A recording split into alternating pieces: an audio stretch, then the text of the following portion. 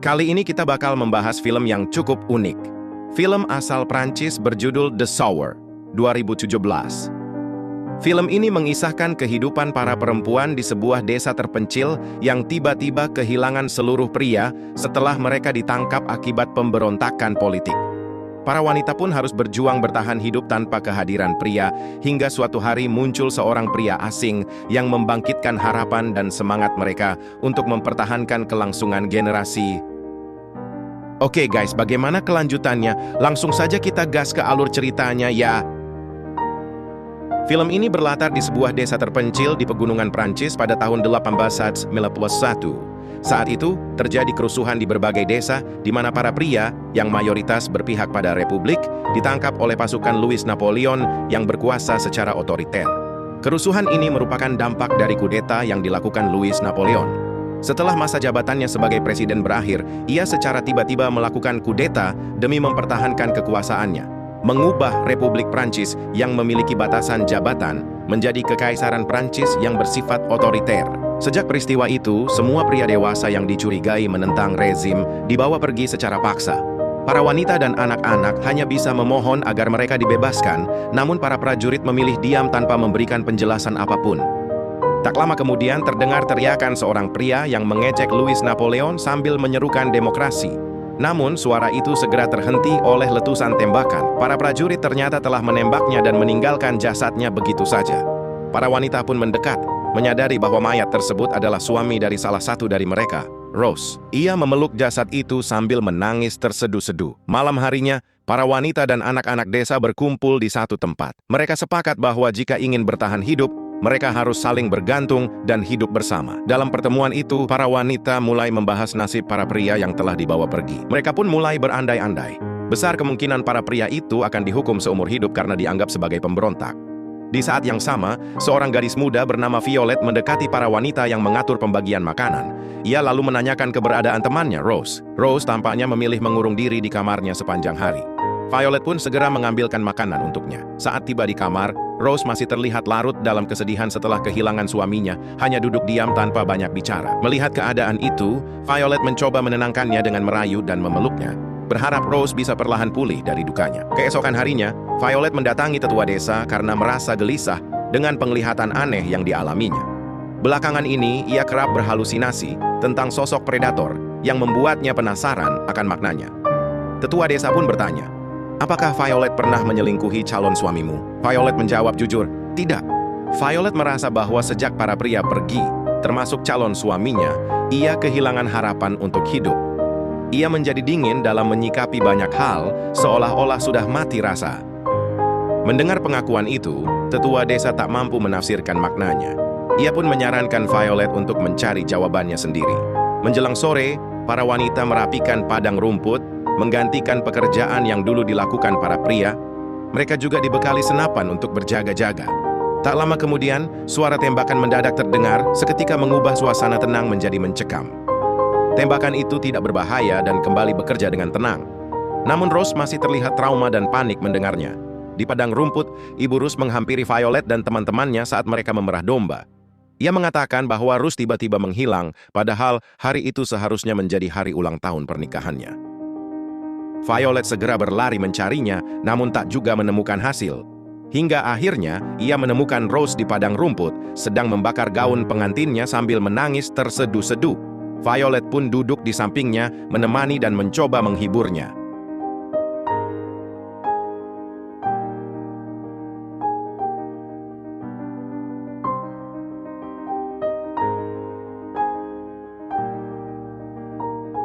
Keesokan paginya, saat mencuci pakaian, Ibu Rus memberitahu para wanita bahwa putrinya sudah tertidur dan kondisinya sedikit membaik. Namun seorang wanita tua bernama Mary dengan nada dingin meyakinkan Ibu Rus bahwa Rus pasti akan melupakan segalanya dalam waktu 3 hari.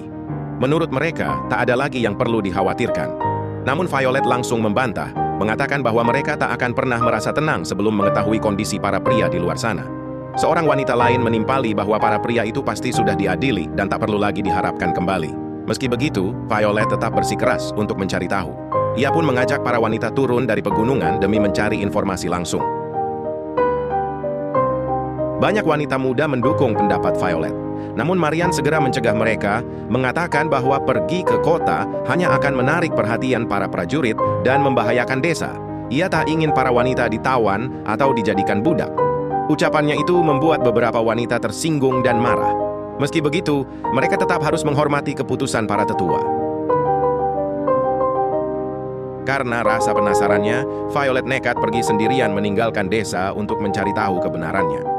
Ia menyusuri hutan, namun di tengah perjalanan berhenti setelah melihat sekelompok prajurit berjaga di sebuah jembatan. Terpaksa berbalik arah, Violet singgah ke rumah Nyonya Ayo untuk mencari informasi, mengira perempuan itu sedang tidak berada di rumah. Namun baru beberapa langkah masuk, Violet justru menemukan jasad Nyonya Ayo yang tergantung. Tanda bahwa ia telah mengakhiri hidupnya sendiri. Violet segera berlari kembali ke desa untuk menyampaikan kabar itu kepada para wanita. Beberapa hari kemudian, mereka mengamati ladang gandum dan sepakat bahwa musim panen telah tiba. Namun luasnya ladang membuat mereka sempat ragu apakah panen bisa diselesaikan tepat waktu. Di sisi lain, Violet terbangun dari tidurnya dan menyadari bahwa ia mengalami menstruasi. Tak lama kemudian semua wanita, termasuk anak-anak, dikumpulkan untuk memanen gandum bersama. Cuaca yang terik dan pekerjaan berat membuat mereka kewalahan hingga tangan Violet pun terluka. Cuaca yang terik dan pekerjaan berat membuat mereka kewalahan hingga tangan Violet pun terluka. Akhirnya mereka terpaksa berhenti karena kelelahan. Meski banyak yang mengeluh, mereka sadar tak punya pilihan selain bertahan menjalani keadaan sulit ini, mengingat masih banyak pekerjaan pria yang harus mereka lakukan. Untuk melepas lelah, para wanita pun mengajak anak-anak mandi di sungai. Dengan cara itu, mereka bisa menyejukkan diri sekaligus membiarkan anak-anak bermain dan bersenang-senang. Saat anak-anak asik di air, para gadis berkumpul dan mulai mengeluhkan masa depan mereka. Bagi para ibu yang telah memiliki anak, masih ada secercah harapan untuk melanjutkan hidup. Namun bagi mereka yang belum sempat menikah, harapan itu terasa hampir mustahil jika para lelaki tak kunjung kembali. Suatu malam, seorang wanita yang dilanda depresi tiba-tiba mengamuk dan membunyikan lonceng desa. Ia menangis putus asa sejak ditinggal suaminya. Suara lonceng itu membangunkan seluruh wanita hingga mereka berkumpul ke arah sumber suara, lalu segera menghentikannya dan berusaha menenangkannya.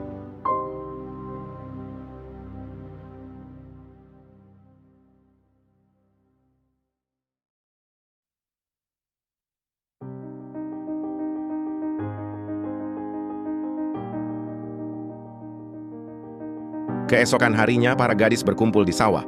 Mereka mengaku tak bisa tidur karena takut benar-benar hidup sendirian di desa terpencil ini.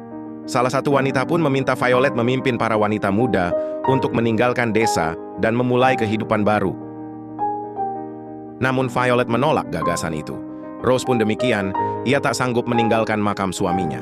Mereka lalu membayangkan kemungkinan terburuk. Bagaimana jika semua pria di dunia benar-benar telah mati? Tak ada lagi penggembala yang melintas di desa, seakan waktu berhenti begitu saja. Pikiran itu justru membuat mereka tersenyum getir.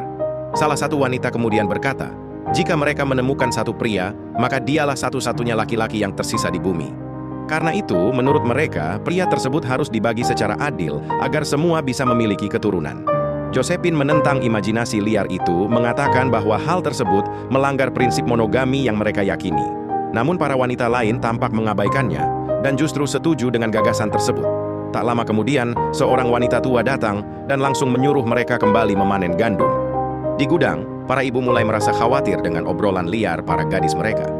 Jika para pria tak kunjung kembali, ada kemungkinan para gadis akan memilih pergi meninggalkan desa. Adegan lalu beralih ke Violet yang tengah berbaring tidur. Ia tampak menyentuh tubuhnya sendiri, menandakan kerinduan akan kehadiran seorang pasangan. Saat bekerja bersama adik laki-lakinya, Violet sempat menceritakan sosok ayah mereka, yang menurutnya adalah seorang pria terpelajar.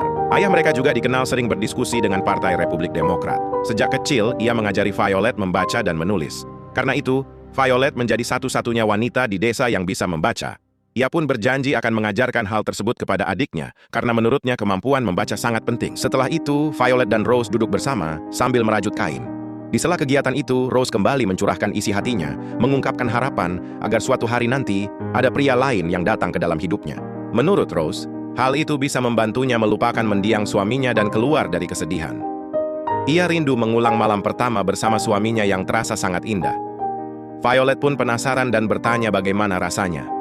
Rose hanya menjawab bahwa perasaan itu tak bisa dijelaskan. Hujan deras tiba-tiba turun. Violet menyadari bahwa lumbung tempat menyimpan gandum mengalami kebocoran. Ia pun segera berlari memanggil para wanita untuk membantu memperbaiki atap. Di tengah hujan yang lebat, mereka bekerja sama, meski hal itu cukup berisiko karena tak memiliki pengalaman. Setelah berhati-hati, akhirnya mereka berhasil memperbaikinya. Untungnya, hanya sebagian kecil gandum yang rusak, membuat para wanita berterima kasih kepada Violet karena telah memberitahu tepat waktu.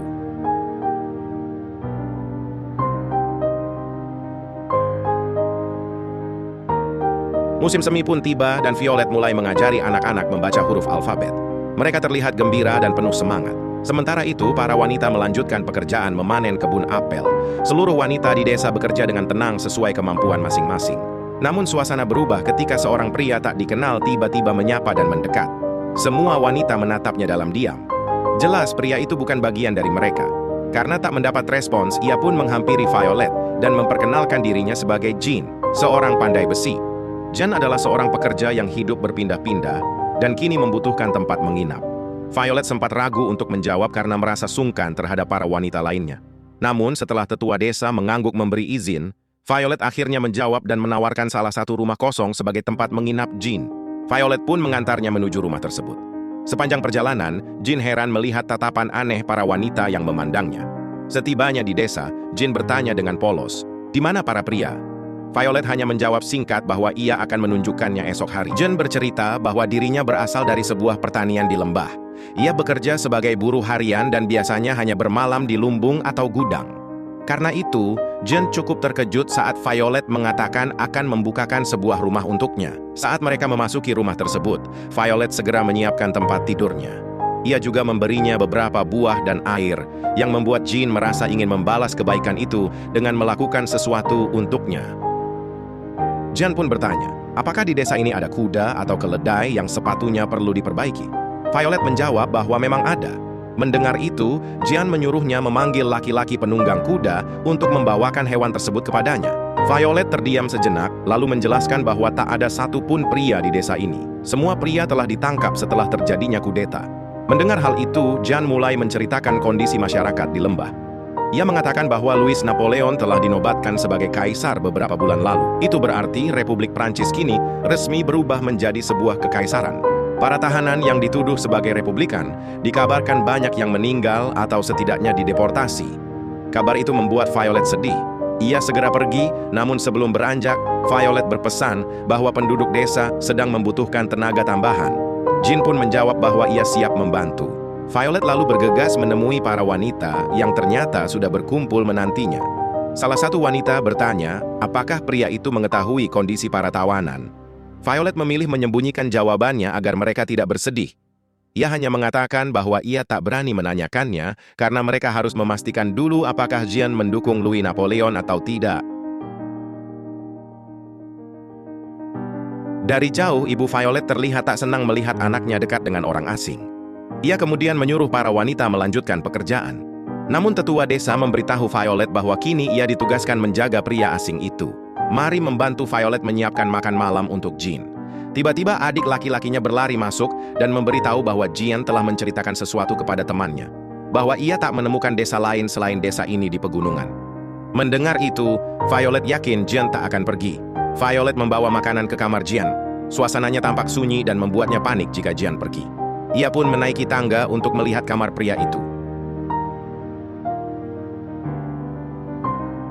Dia lega setelah menemukan Jean yang tidur nyenyak.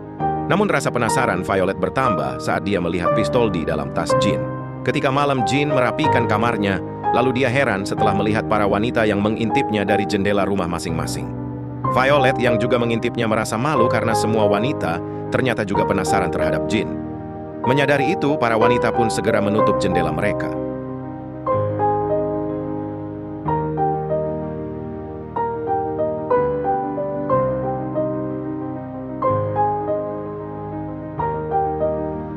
Keesokan harinya, para wanita berkumpul untuk memulai panen. Jean datang lebih dulu dan mulai menuai gandum. Para wanita dengan gugup mengikutinya dari belakang. Jean merasa heran melihat mereka, menyadari bahwa penduduk desa masih memegang tradisi di mana pria sangat dihormati. Semua kemudian berkumpul untuk istirahat dan makan bersama.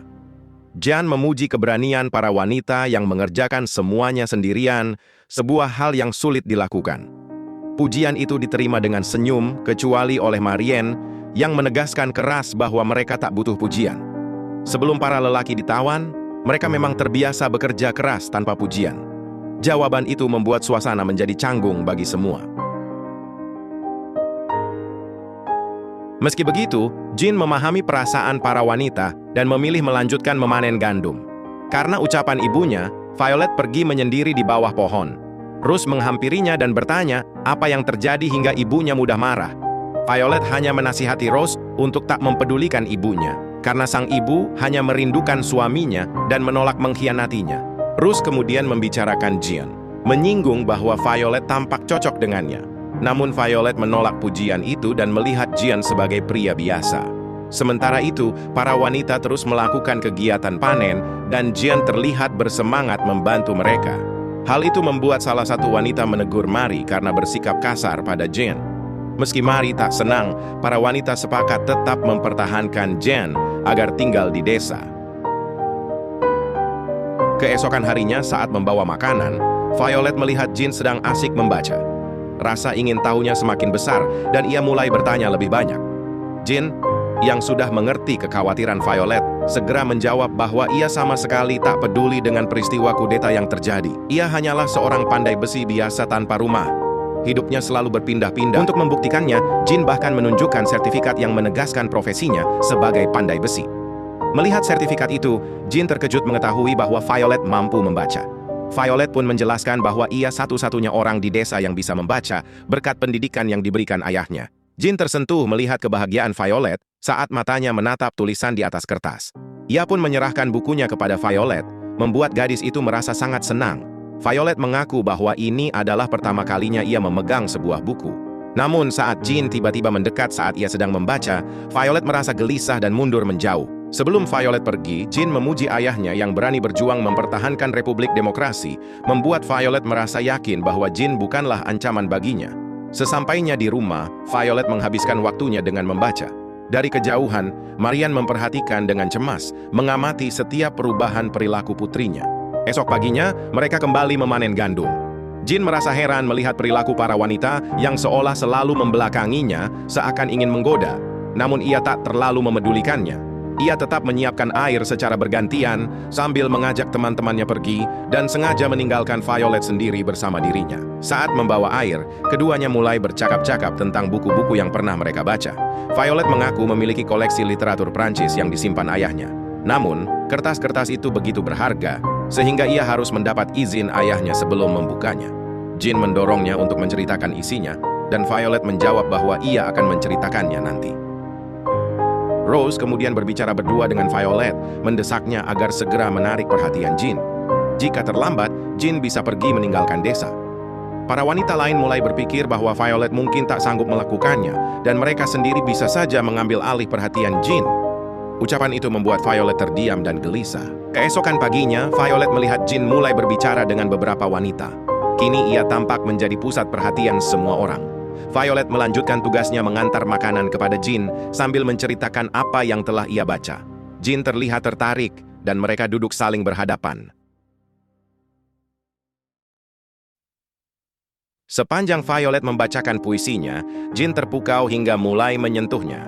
Meskipun tegang, Violet tetap melanjutkan pembacaan puisinya. Pada akhirnya ia pun merespons permintaan Jin dan keduanya kemudian melanjutkan ronde mereka di kamar. Setelah melakukan itu, Violet pulang dengan perasaan takut karena ini adalah pengalaman pertamanya. Ia memutuskan untuk menyembunyikan hubungannya dengan Jin dari ibunya. Keesokan harinya, mereka kembali memanen gandum sambil tersenyum ketika melihat Violet, seolah menyadari bahwa ia berhasil menarik perhatian Jin. Violet kembali mengantarkan makanan dan tiba-tiba Jin mendekat dan menyentuhnya. Sementara itu, para wanita lain bercengkerama di luar.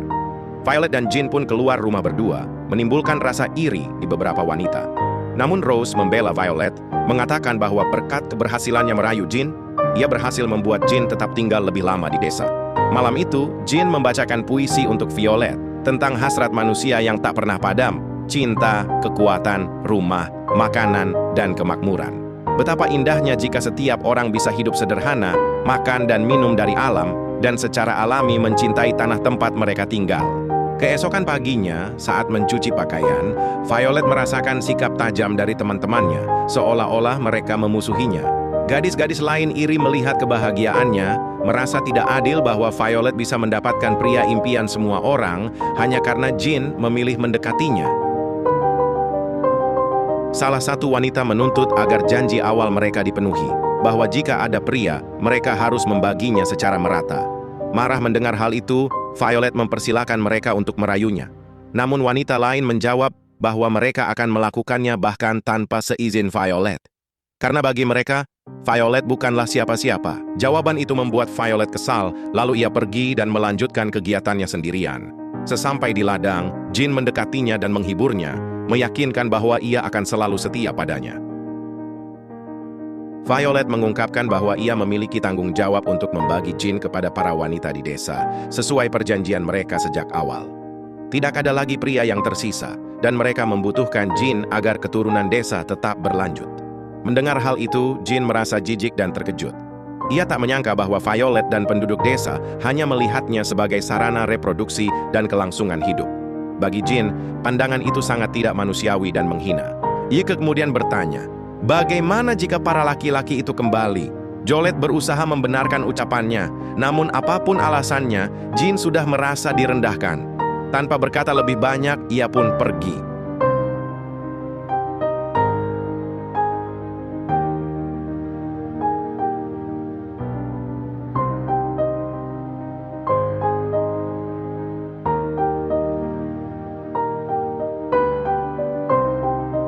Sore itu, Violet menanyakan keberadaan Jin kepada ibunya, namun ibunya hanya menjawab, tak tahu. Violet segera bergegas ke penginapan Jin dan mendapati rumah itu kosong. Rose dan dua wanita lain menghampirinya di tangga, menanyakan mengapa Jin belum juga kembali. Violet menjelaskan bahwa ia telah memberitahunya kebenaran, dan itulah sebabnya Jin pergi meninggalkan desa. Rose meyakinkan Violet bahwa Jin pasti akan kembali, lalu menasihatinya untuk tetap tenang. Malam itu, Violet menunggu Jin di tempat tidurnya. Tiba-tiba ia berdiri, yakin bahwa Jin bukanlah seorang pandai besi biasa. Violet mulai menggeledah lemari Jin dan menemukan beberapa lembar kertas. Setelah membacanya, ia terkejut mengetahui bahwa itu adalah surat amnesti yang diberikan kepada Jin. Surat yang mengampuni Jin, yang selama ini menjadi buronan akibat kudeta Louis Napoleon. Saat itu Violet menyadari bahwa Jin jauh lebih istimewa daripada yang ia bayangkan. Keesokan harinya, Violet dan para wanita terus menantikan kedatangan Jin. Tak lama kemudian, Jin muncul seperti biasa, membuat Violet sedikit merasa tenang.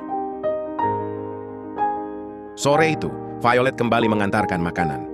Jin mengatakan bahwa ia menerima keputusan Violet dan siap membagi dirinya dengan semua wanita.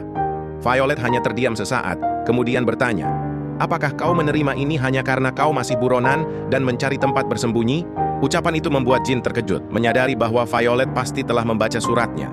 Ia pun masuk ke kamar untuk memeriksa barang-barangnya, berpikir untuk pergi. Namun, cintanya pada Violet masih begitu kuat, dan di luar sana, keadaan cukup berbahaya baginya. Sementara itu, Violet menemui Rose di gereja dan menceritakan tentang keputusan Jin yang bersedia memenuhi permintaan para wanita.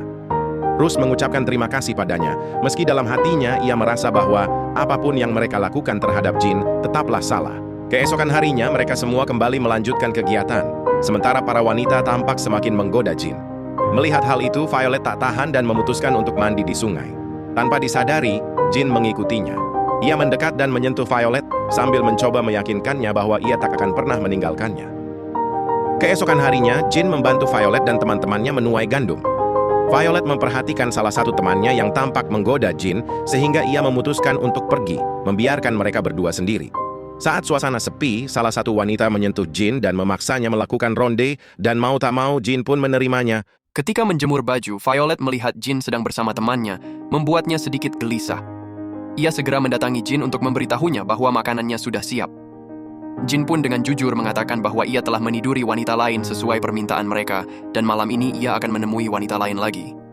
Violet setuju, meski tampak sangat keberatan. Malamnya, saat tidur, Violet bermimpi tentang seekor burung hantu yang memangsa tikus. Ia terbangun dengan kesadaran akan makna dari penglihatan yang dialaminya selama ini. Malam itu, Violet langsung menemui Jin setelah ia tidur dengan wanita lain. Mereka pun berpelukan, dan Violet mengungkapkan betapa dalam cintanya serta ketakutannya akan kehilangan Jin. Keesokan harinya, di ladang, Violet melihat adiknya bermain bersama wanita lain. Awalnya ia merasa biasa saja, namun lama-kelamaan ia menyadari bahwa adiknya diperlakukan dengan cara yang tak pantas oleh wanita tersebut. Tanpa ragu, Violet mendorong wanita itu dan mengajak adiknya pergi. Sore harinya, Violet menemui Rose yang tampak sedang mengucapkan perpisahan di makam suaminya. Rose berkata bahwa ia akan tidur dengan Jin keesokan harinya dan siap untuk memiliki anak, menegaskan bahwa tindakannya tidak bermaksud menyakiti perasaan Violet, melainkan hanya menjalankan kesepakatan yang mereka buat sejak awal. Keesokan harinya, Violet membawa makanan untuk Jin. Ia pun memintanya agar tidak menyembunyikan latar belakangnya. Jin akhirnya bercerita dengan jujur, mengungkap bahwa ia pernah menembak seorang pria untuk membela diri, dan jika pemerintah mengetahuinya, ia pasti akan dihukum gantung. Selama menjadi buronan, Jin berjalan mengikuti punggung bukit untuk mencapai perbatasan dan keluar dari Perancis. Namun di tengah perjalanannya, ia menemukan desa itu dan berkenalan dengan Violet. Jin mengakui bahwa jika bukan karena Violet, ia pasti sudah pergi sejak lama. Mendengar ucapan itu, Violet tersenyum hangat.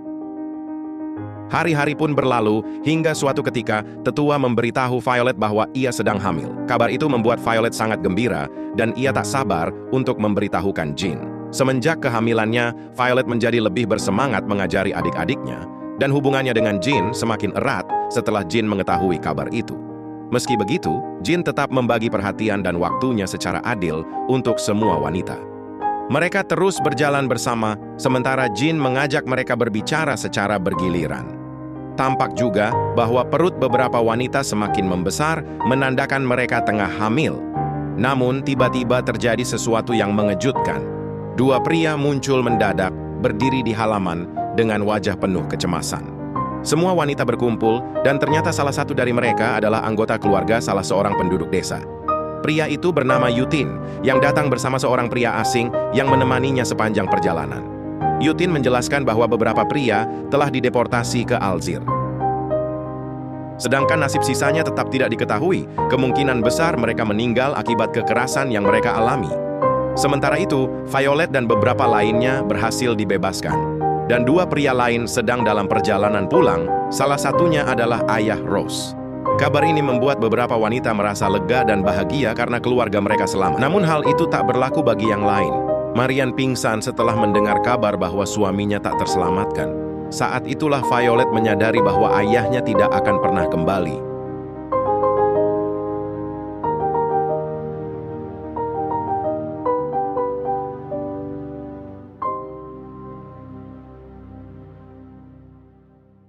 Di sisi lain, Jin merasa gelisah setelah melihat ekspresi serius dan tidak menyenangkan dari Yutin. Hal ini membuatnya ragu-ragu, berpikir apakah ia harus tetap tinggal atau pergi demi keselamatannya.